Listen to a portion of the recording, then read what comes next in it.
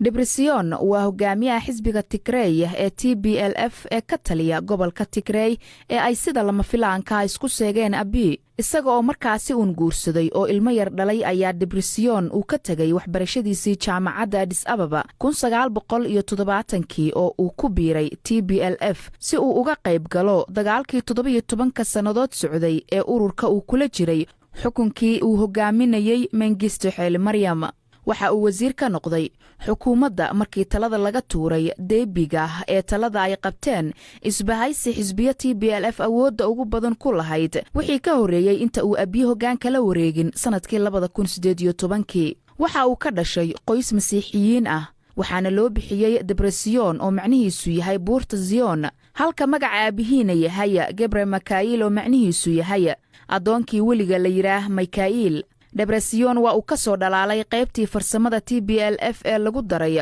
waxaana uu door muhiim ah ka ciyaaray dhismaha awoodda sirdoonka TPLF ee dhageysiga qalabka isgaarsiinta ee ciidamada Itoobiya iyo sidoo kale in la jaro isgaarsiintooda taarka. si uu xirfadiisa u sii kobciyo, Debretsion waxa uu Talyaaniga ku tagay baasaboor foojari ah markii uu soo noqdayna waxa uu dhisay idaacaddii ugu horeysay ee TPLF yeelato. Debretsion iyo Abiy waxaad moodaysay inay saaxiibo yihiin bilowgii markii ra'iisul wasaaruhu xilka qabtay 2018kii. hogaamiyahan Tigray xitaa waxa uu abaabulay xaflad farxad iyo reereyn ay ka muuqato oo lagu soo dhaweynayo ra'iisul wasaaraha oo ka dhacday Maqale. Debretsionna dhankiisa waxa uu amaanay dadaalka nabadda ee ra'iisul wasaaruhu la bilaabay madaxweynaha Eritrea ee lagu soo afjarayay xaaladii nabad iyo colaatoon aan ahayn ee dhextaalay tan iyo dhammaadkii dagaalkii ay xadka isku laayeen ee 1998 ilaa 2000 socday. Debretsion wuxuu lahaa han ah in uu isagu noqdo ra'iisul wasaaraha waxaase kaga guuleystay Abiy doorasho uu qabtay